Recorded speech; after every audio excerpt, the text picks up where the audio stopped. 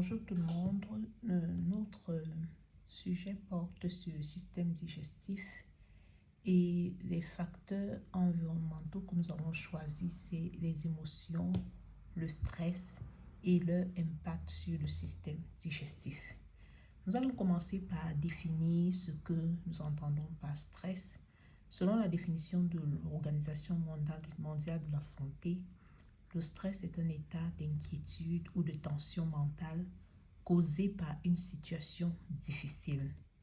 C'est une réponse humaine naturelle qui nous amène à relever les défis et à faire face aux menaces auxquelles on peut être confronté dans la vie.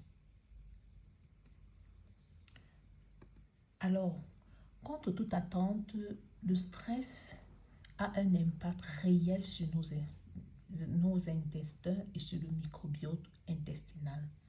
Et c'est la raison pour laquelle nous avons choisi ce thème. C'est tout simplement parce que ce n'est pas commun, ce n'est pas connu aussi. C'est vraiment, plusieurs personnes ne savent pas que le stress, les émotions peuvent avoir un impact sur le système digestif. Donc, nous avons décidé d'explorer cela. Alors, les sources de stress sont innombrables dans la vie de tous les jours. Les défis sont nombreux. Et de façon, nous pouvons dire que le stress est quelque chose d'inévitable.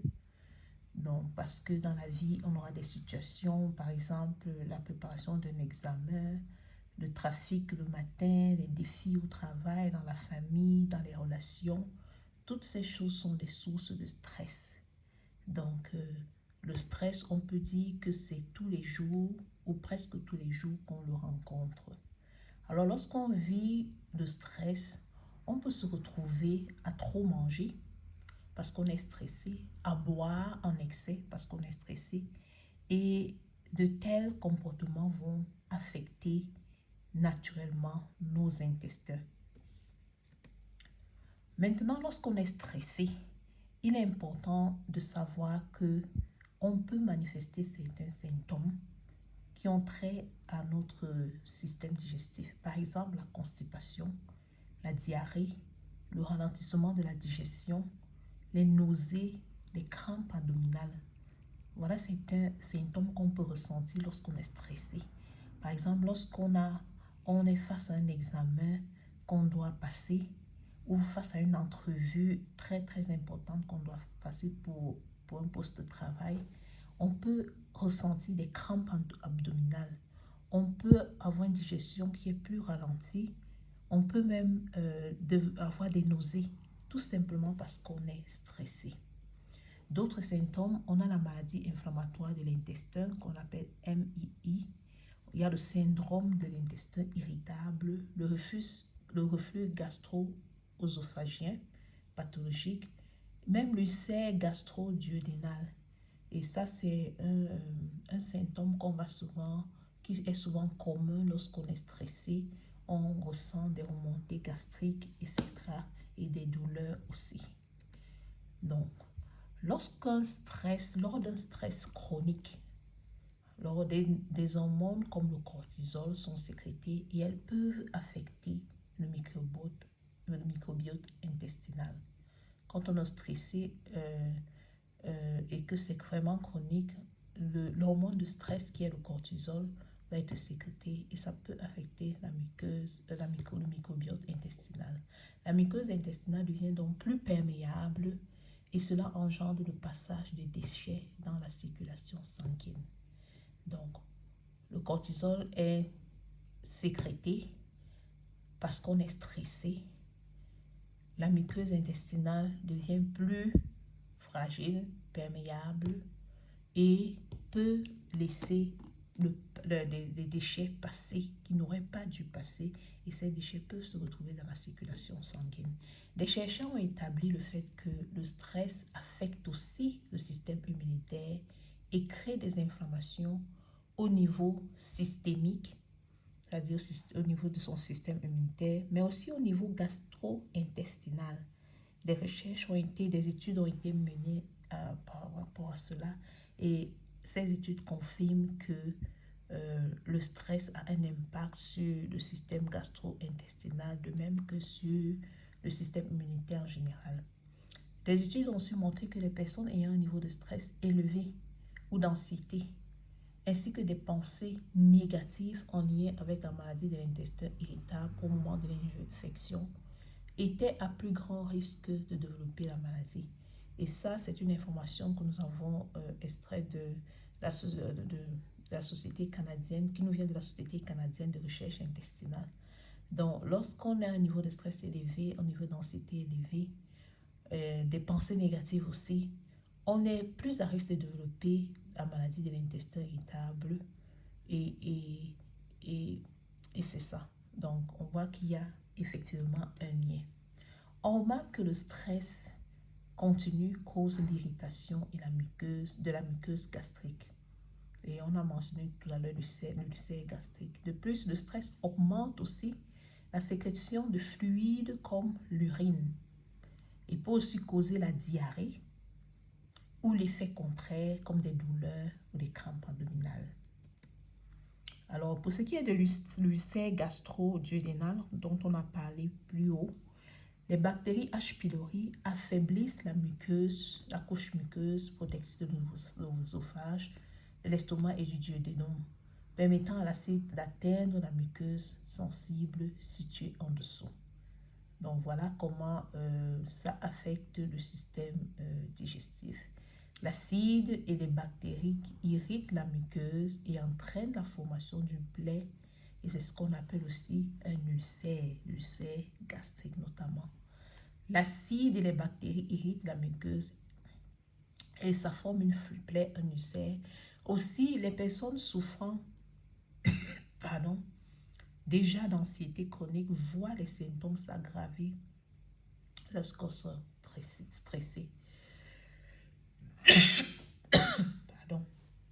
Donc, lorsque les personnes souffrent déjà d'anxiété chronique, les symptômes vont s'aggraver si ces personnes sont stressées.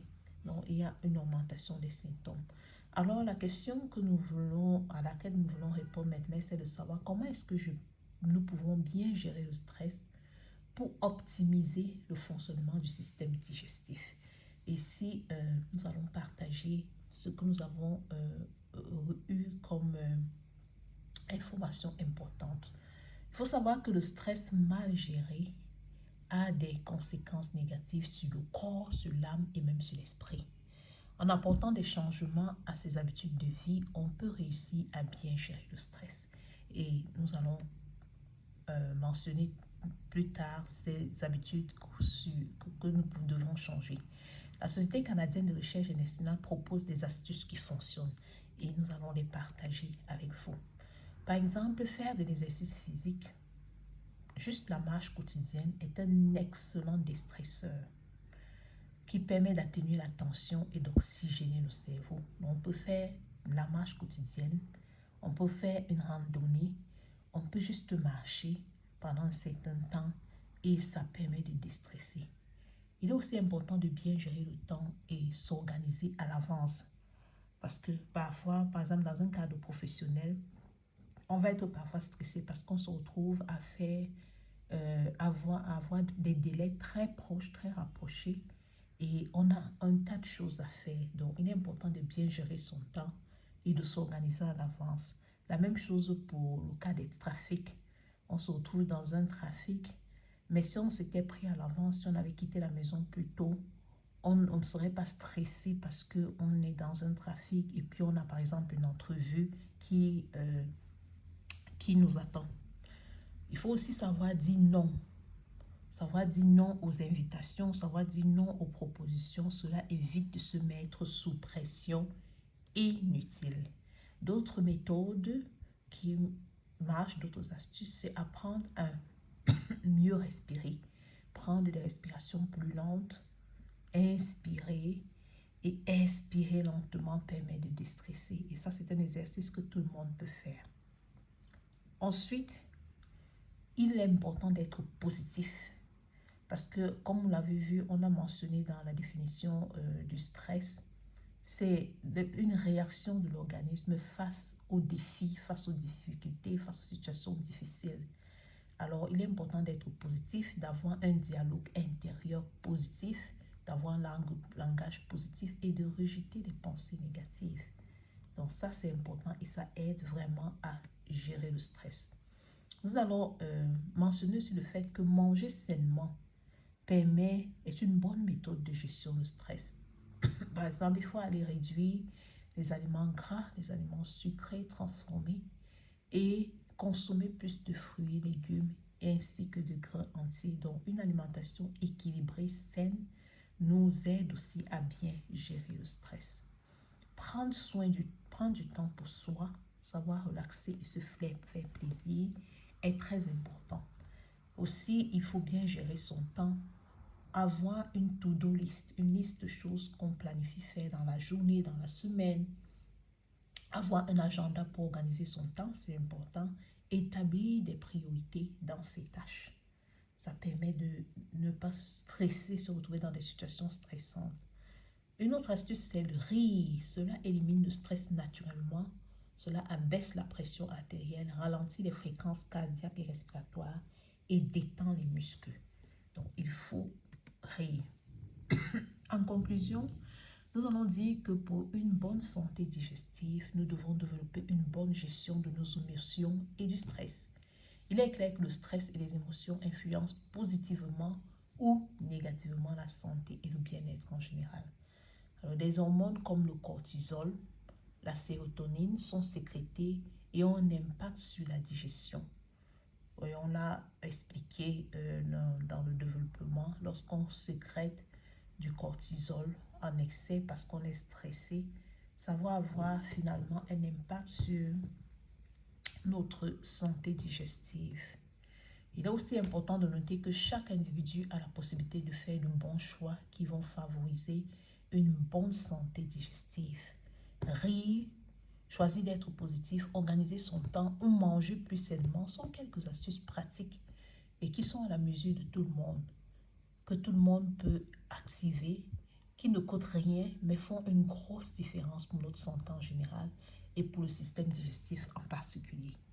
Donc, c'est clair que la santé, le système digestif, les émotions, le stress ont une relation et il faut faire attention à ces émotions, aller plus vers les émotions positives, s'éloigner des émotions négatives, utiliser des stratégies de bonne gestion de stress que nous avons partagées tout à l'heure afin d'avoir une bonne santé digestive et naturellement vraiment faire attention à son alimentation, se rassurer qu'on a une alimentation saine, équilibrée et c'est ça. Merci d'avoir écouté cette présentation.